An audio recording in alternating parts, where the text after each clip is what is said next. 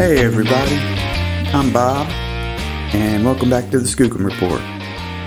I have a great Bigfoot encounter for you today, and again today I apologize about my voice and my nose is I'm a little nasally, but it makes my voice sound real deep. I kind of like it. It's like not quite Barry White, but maybe a little bit of Fred Durst. This comes from Arkansas. The dude didn't want to talk about what city or town, anything else. He didn't want to give his name or nothing like that. It was Arkansas, summer 1994. And this was an interview. And at the end, I'll give the credits. But it's really good. I think y'all are going to dig it.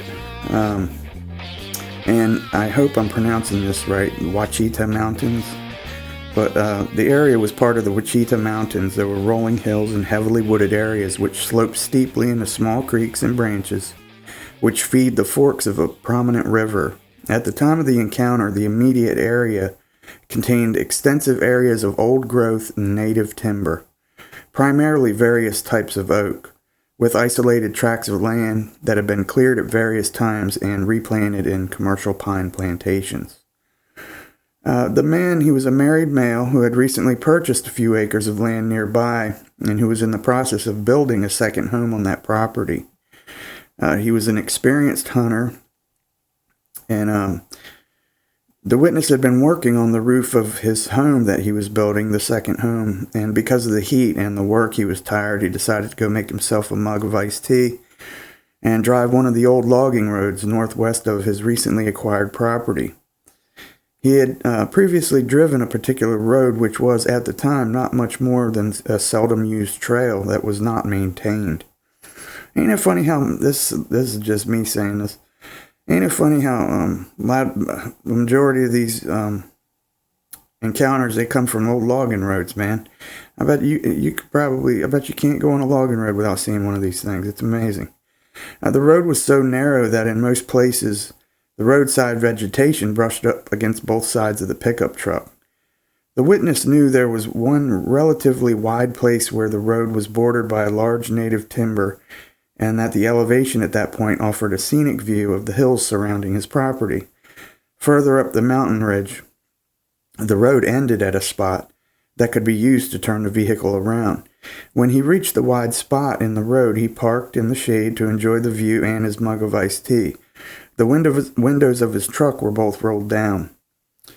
He had been sitting in the truck for about 10 minutes when he suddenly heard the sounds of something running swiftly through the dry brush and leaves above the road and behind the truck on the driver's side. He quickly turned to look over his left shoulder, but he saw nothing. And as he turned his head back to look along the road beside the truck, he was startled to see a large, hair-covered, human-like creature walking quickly across the narrow road only 8 to 10 feet in front of his truck. As the creature stepped across the road, it walked fully erect and quick and looked straight ahead. When the creature reached the opposite side of the road, it stopped beside a large sweet gum tree and turned and looked at the truck just for a split second. It then lunged off the road and down a very steep boulder and rock-strewn hillside.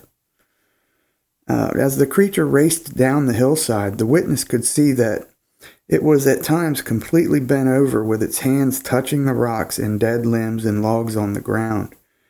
The witness was particularly amazed that during the creature's flight down the hillside, it was either kicking or throwing large rocks and logs from its path.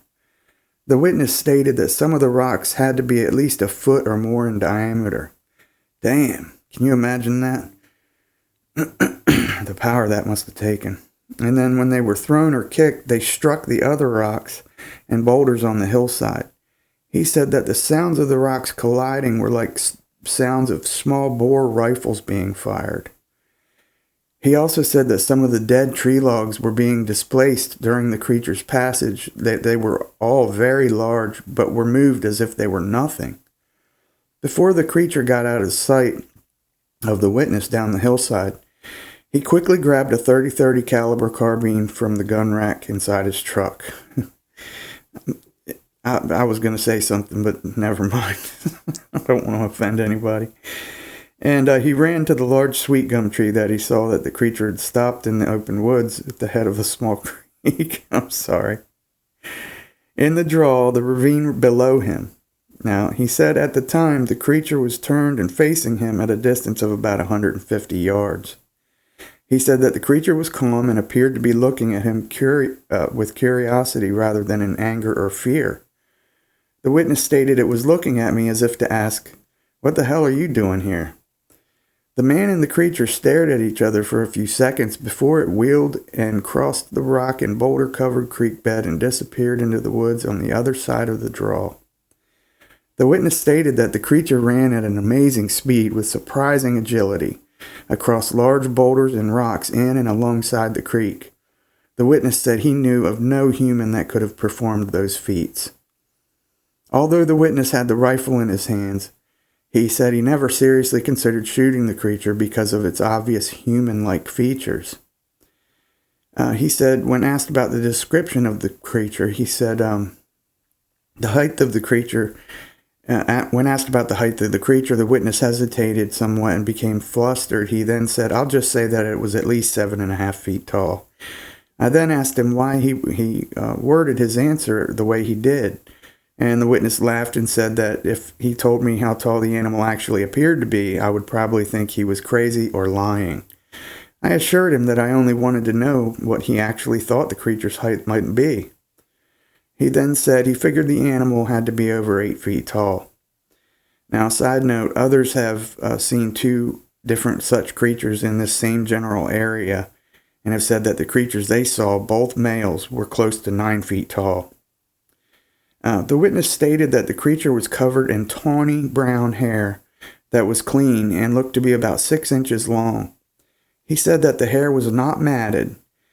He said that its head was shaped like that of a man and that some portions of its face were hairless, although his only good view of the creature's face was from a distance of about 150 yards through the scope. He said that the face somewhat resembled that of an orangutan's, and that the exposed skin on the face appeared to be only slightly darker than that of a human's. He said the creature's torso was square-shaped and noticeably tapered to the waist. He said that as the creature passed in front of his truck, 8 to 10 feet in front of him, he saw no breasts or any genitalia of any kind, but had the distinct impression that what he saw was a male creature of some kind. He said that as it passed in front of his truck, its arms appeared to be noticeably longer in proportion to its height than that of a human's. After the creature had left the area, the witness looked for its tracks on the rock-covered road and on the steep slope that it had traversed, but he saw no distinct tracks. The only evidence of its passage was the displaced rocks and logs. Now, the investigators' comments and some historical notes. After listening to the witness's encounter, it was obvious that the creature intentionally showed itself in close proximity to the witness's truck. What is not known is why it did so. Within the last month or so, there have been many reports from other area residents which indicate this and other such creatures are, for some unknown and unnecessary reasons, making themselves known during daylight hours. These unusual occurrences are the subject of much discussion in the general area and are being investigated by the writer and other field investigators. Residents of this general area have reported sightings of these animals for many years. While the area of this sighting is on private land, it adjoins the Ouachita National Forest, which continues to routinely generate sightings of and encounters with such creatures. This gentleman's name was Tal H. Branco, and he was representing the RFP Research Project at the time of this interview. And that's very real interesting. Imagine if you were in this dude's way and he was wanting to get by you. Good Lord. He'd bust all your ribs with one hand. That was a great encounter story. If you or anybody has seen a Bigfoot or had an encounter or something they thought was a Bigfoot or just heard screams in the woods that they thought might be a Bigfoot, any kind of story that you want to share with us here at the Skookum Report, I'll put it up on the show, no problem. Just put it down in an email and shoot it off to me at skookumreport@gmail.com. That's skookumreport@gmail.com. And I'll be sure to definitely get it up for you guys. I read all the emails that come in, unless they're just crazy or unlegible or whatever. Let's see. Don't forget to subscribe, hit that like button, leave a comment, and say hi. I enjoy talking to you guys. Meeting a lot of great people. I know I say that every time, but it's true. I get more and more comments, and the more and more shows I do, more and more people I meet. It's just really fun. The correspondence has become almost as big of a part of the Skookum Report as doing the show itself. It's really cool. It's fun. So y'all take care, and again, I'm Bob for the Skookum Report, and I'm out.